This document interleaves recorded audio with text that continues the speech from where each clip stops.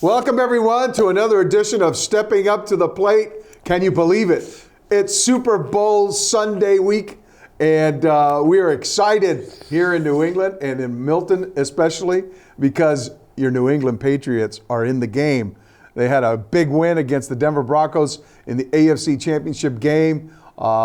It was under unbelievable conditions. Patriots pull out a 10-7 victory over the Broncos in Mile High Stadium to earn the right to advance to Super Bowl 60 in Santa Clara, California, Levi Stadium, where they will draw the Seattle Seahawks. And my main man, Al Prizzuti, is here to discuss that and other news that has broken here with respect to the Celtics, the Bruins in a tough Stadium Series loss in Tampa against the Lightning. Unbelievable. Maybe we can jump off there, Al, to kind of deal with that.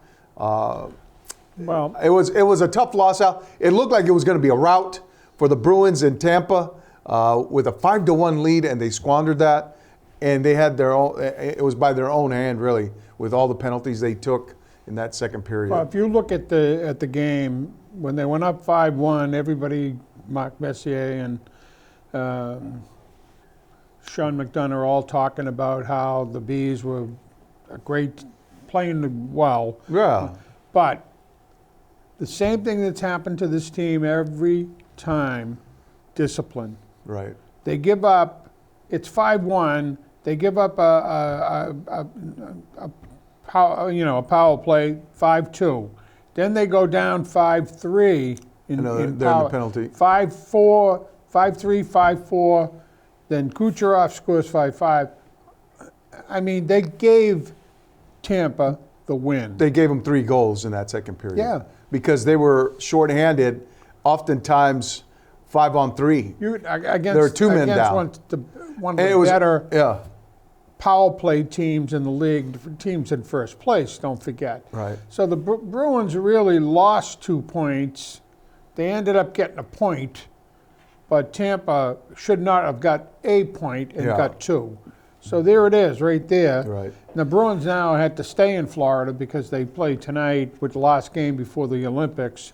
They play the Florida Panthers. But if they don't take care of the discipline that they need, taking stupid penalties, they lead the league in penalties. And Al, it seemed at one point during that game, they showed the box, and there were more Bruins in the box than there were on the ice.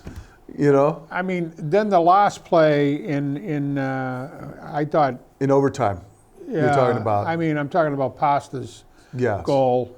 That thought, play, actually, the slash took place way up ice. Yes. And I don't even think it was a difficult slash. It was off the puck too, wasn't it? But yeah. Anyways, you know, we talked about Swayman hitting the puck in and getting a 2-minute for delay a game. I think it was a reactive type thing. Yes. I don't think it was deliberate. I think that's one of the things the NHL needs to look at very carefully. When somebody deliberately shoots the puck out of the zone and it goes out, I can see giving them a 2-minute penalty. If somebody reacting, especially a goaltender, that should shot be, on if goal. you want to give them a penalty, give them a minute. Right. Not 2 minutes, because and then I don't even think they should be subject to it at all because they're defending themselves. First of all, it's a stupid penalty because if you slash somebody where you could hurt them, you get 2 minutes. If you shoot the puck out of the zone where you're not hurting anybody, you get a delay a game and you get 2 minutes. Yeah. So you're better off slashing somebody. It's incongruous, Al. I agree. I totally agree. agree. Stupid penalty. But the Bruins were their own worst enemy in that. And it looked like they were going to pull it out with the overtime goal that got nullified. David Pastrnak. Which is one of the things that it's most amazing about the Bruins this year. Yeah. It is getting they're getting offense from 4 lines. Yeah. I mean, every night you look. Actually, looking at the goals for and the goals against the Panthers, they have more goals in almost the same amount of games than the Panthers, and they've given up less goals than the Panthers. Yeah. Now, the Panthers were the Stanley Cup champions last year, and they're in last place this year. Well, they got a lot of guys banged up, too. Yeah, they got a lot of... So, but you look at it and you say, it's not just Pasta's only got 21, 22 goals. But look at Geeky. Geeky's got 31, Yeah. 32, whatever it is, after the other game.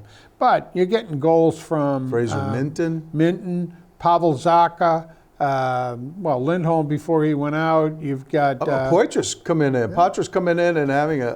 Poitras. That was a great shot. It was up off a backhand, which Yeah. is one of the toughest things for a goalie to Straight on now. get on. It was straight on too. Yeah, right up over his shoulder. Though. It was a Yeah. great shot. But it was as most people kind of came away. Their final takeaway was that it was a great game, probably one of the best in the series. And while the Bruins probably didn't like the outcome, they move on and they get ready to finish out this portion of the season before going on this extended Olympic break. My concern about going into the Olympics, Al, is getting your 9 guys who are going to be participating on Olympic rosters back healthy. Oh, yeah. Well, I mean, they can get hurt. But the other thing is you got 9 guys sitting down, not doing anything, other than... Well, I'm sure they're going to be doing their own kind of That's training, a little but different they than need playing to, in a game. But you know what, Al? They're going to need that break to kind of get through These the other hockey guys that's that coming. are playing are going to come back. If they don't get hurt, they're going to be in game shape. Right. The 9 that aren't, or not the 9, the other whatever 16, on your team yeah. that aren't playing 17, yeah.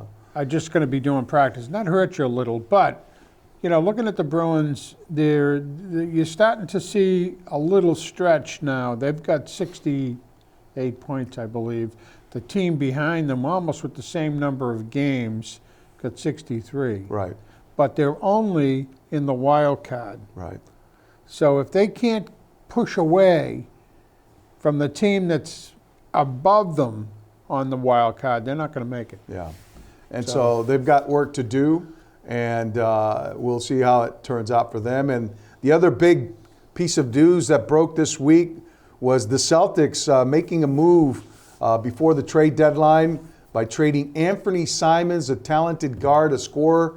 He averaged 14.9 points in the games he played here, affected the outcome of many games. Just played the game the right way, Al. He was dynamic scorer. He got to the rim. He was the purest shooter, I think, on that team, really, of anyone that they fielded. But, I thought was a guy that they should have kept out and not deal away. But there were extenuating circumstances with his salary, well, he's a whether it free was going to agent. push him over the luxury tax. Yeah, he's a free agent, too, Nick, And he at was the a end- free yeah. agent. And So he was you get a kid- on an expiring contract, and they were going to have to re-sign him for big money. And they bring in a kid from Chicago who's also going to be a free agent. So if he doesn't turn out to be what they want, they didn't lose anything other than, and They stockpiled some picks, too. Well, the money, Yeah, and the money. and the money was pretty big. But, So- Al, and here's Not the to thing. pick up a 35-year-old I hope they made big this guy. move with the idea that they're going to get Tatum back. Because now they're having to kind of reconfigure themselves a little bit, with Peyton Pritchard coming back off the starting rotation.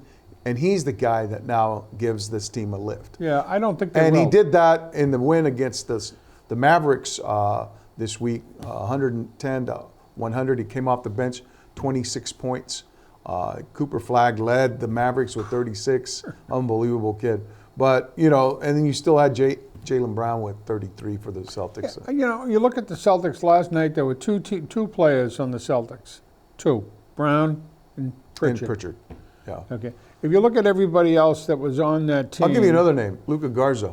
Well, Luka Garza, 4 for 4 from three-point range out. Yeah. He was feeling it, and he helped them stretch the lead a little bit. He did. Yeah. But you got to have that. You Yeah. don't forget, you're playing 5 guys and you got probably another 3 or 4 guys on the bench. Those are how you win games. Right.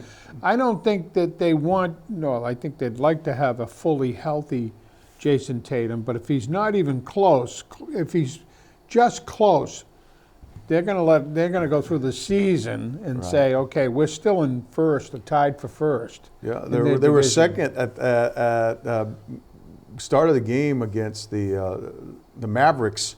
But Al, it was unbelievable how they had a great player in hand, and now they let him go, and they're bringing in, as you mentioned, a 35-year-old center who's been in the league quite some time now.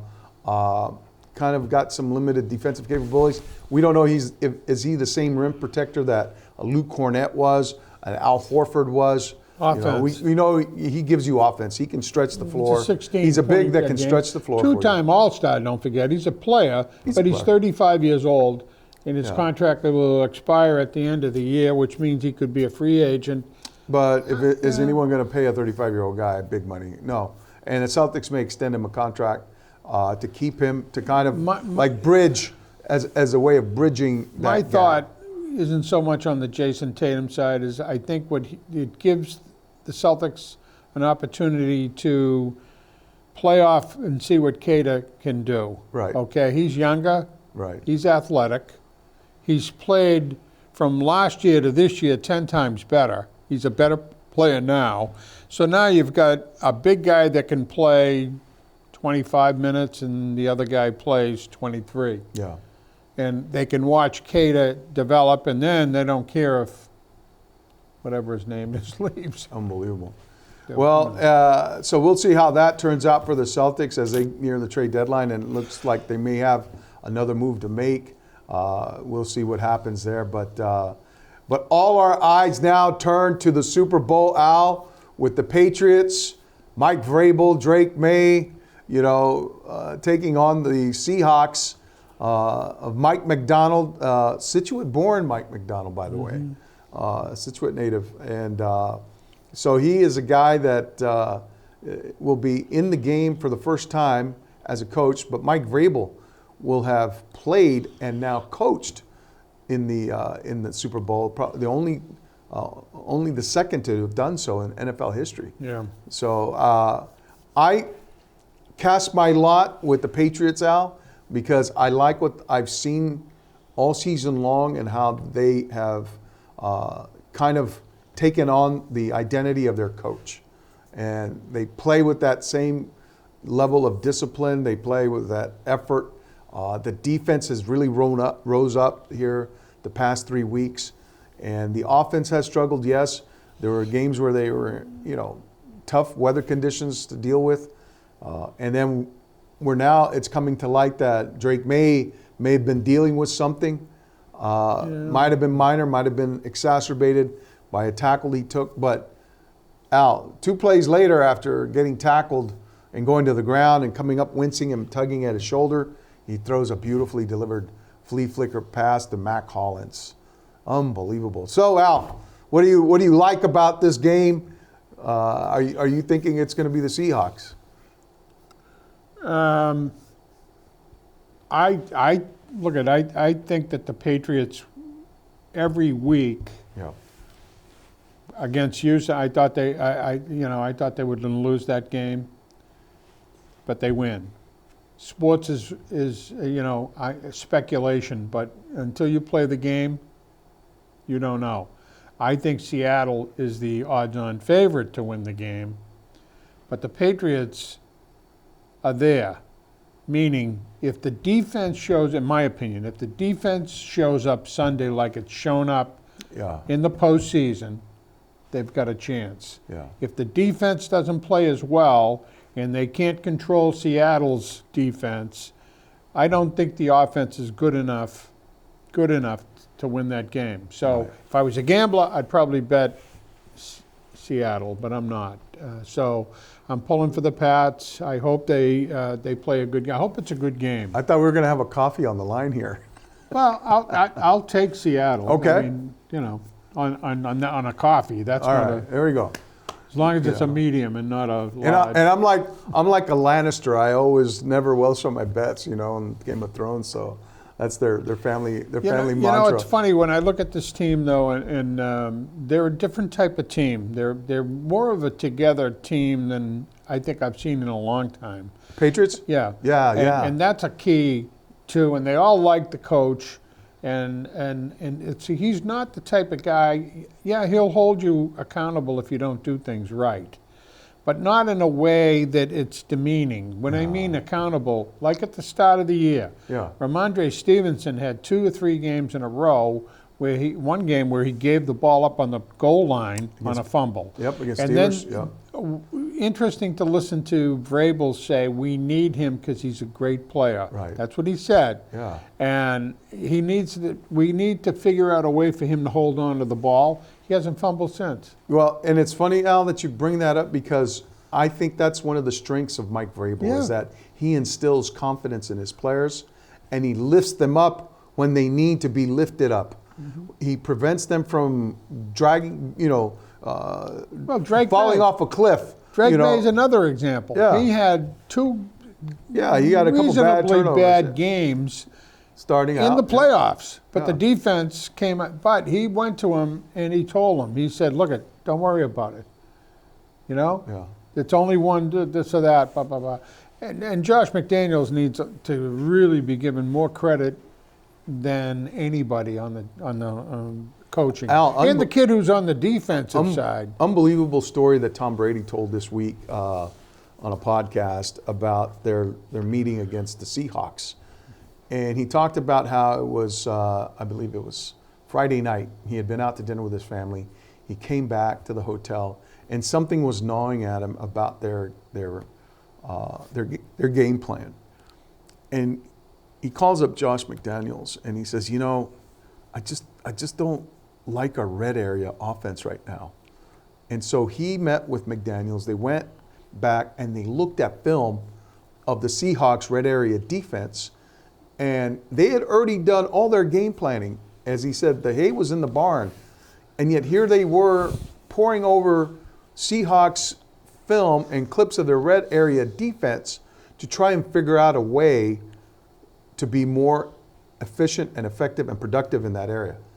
And so Brady came back and said they found something, they tweaked it, they installed it during their walkthrough in the ballroom on Saturday without no chances to really install it on the practice field. And lo and behold, Al, he comes out and he says, twice we called plays that we put in on Saturday and both scored touchdowns. And that was at that time, Al, if you recall, one of the greatest comebacks in Super Bowl history because the Patriots were trailing, I think, 24 to 14 in the second half against the Seahawks, and they come roaring back.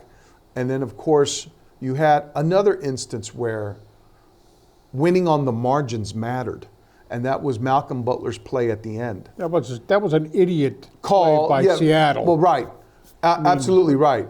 Stupid. But when they gave you the opportunity to win on the margins, you got to do it. Well, and you're absolutely right because, you can go back to the AFC Championship game, 4th and 1. Sean Payton, his hubris and his arrogance that's right. led them to missing an opportunity to put 3 points on the board and taking a 10-point lead. Well, I mean, Instead, that opened the door. You can second guess a lot of things. You can Correct.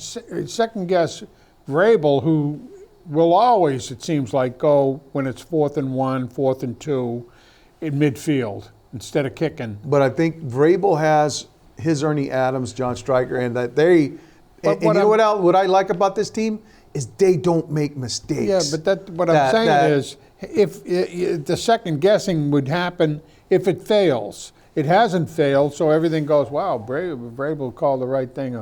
Well, I mean, here's case in point. Against the Broncos, right, the Broncos had an opportunity to put points on the board right before the half. They turn the ball over. They give it back to the Patriots. Now it's like 20 seconds, Patriots have 2 timeouts, and they come roaring down the field. And Drake May converts a 3rd down and brilliantly gets down on the ground, knowing that he did not have enough time to get out of bounds. But Vrabel was right there on the sidelines, ready to call timeout. And he called timeout with 1 second left. They were able to get Borealis out there on the field for a field goal attempt. He missed it, but Al, what I liked about that is they were situationally aware that they had an opportunity to get a field goal before the half.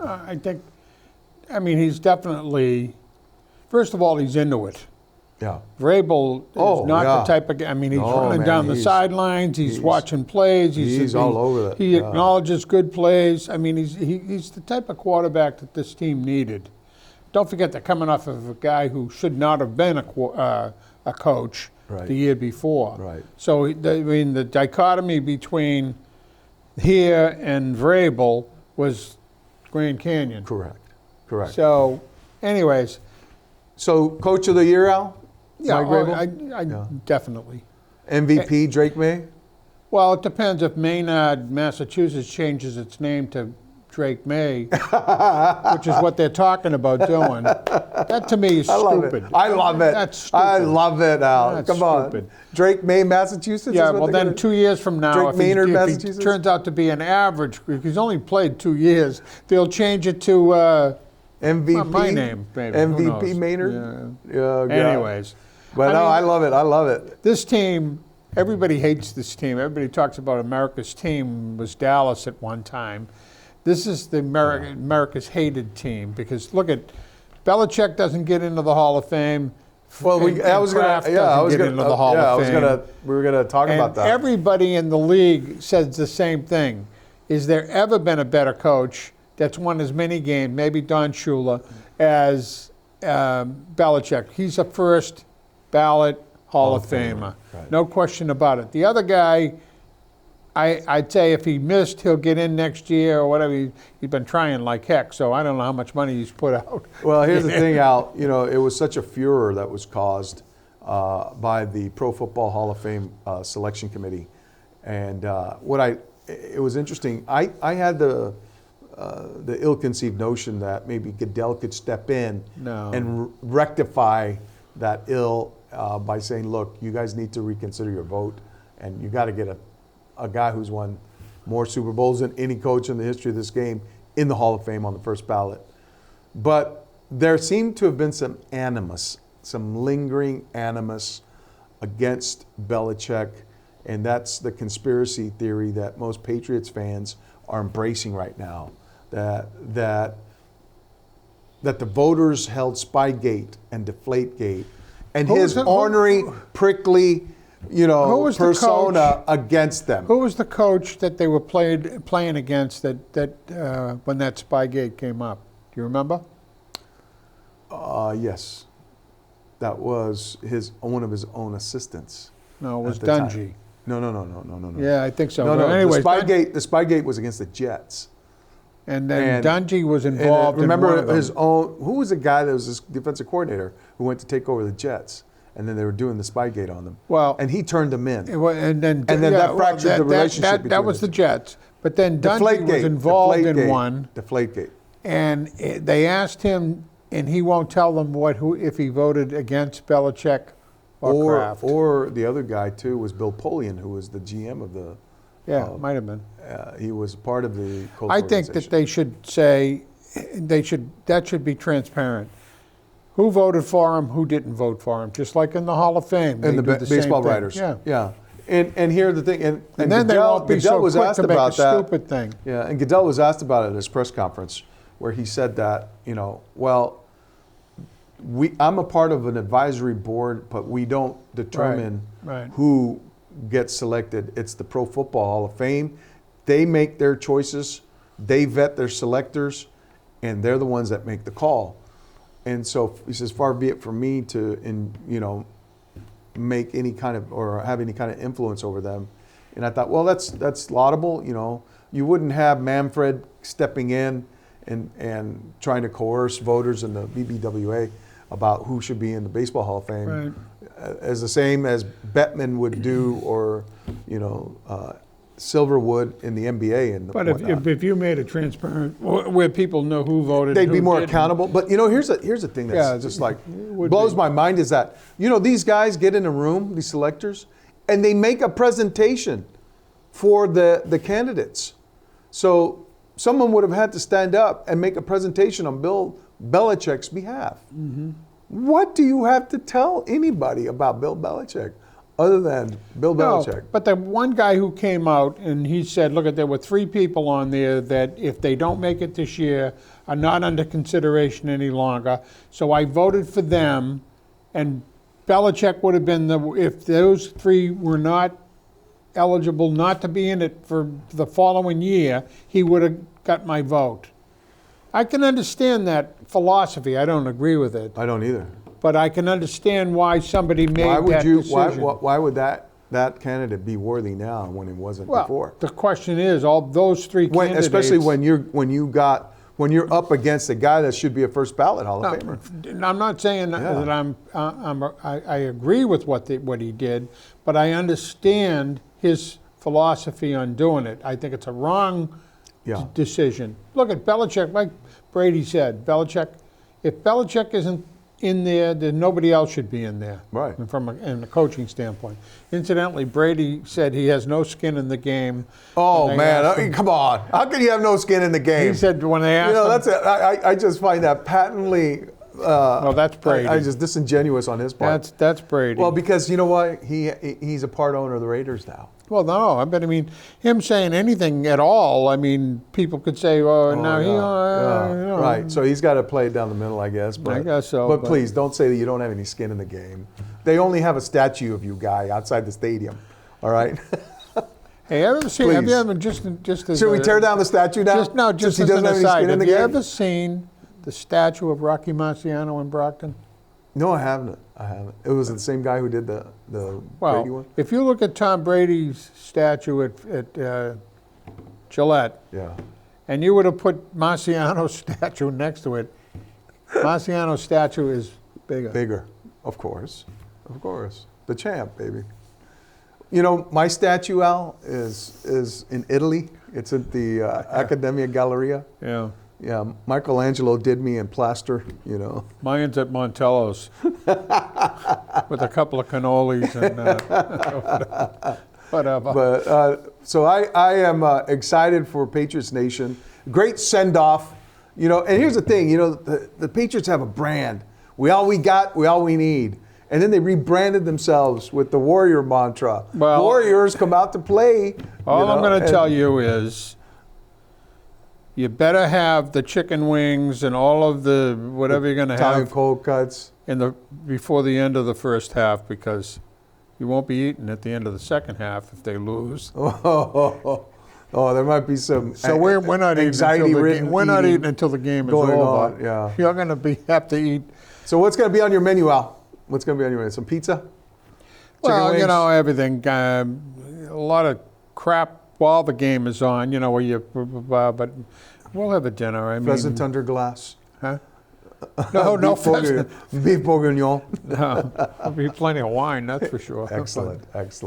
Well, we're looking forward to having some chicken wings, maybe a little pizza, maybe Italian sub, you know. Calzone, that's a good one. Exactly. You know, and a couple of adult beverages. So that'll be a great thing.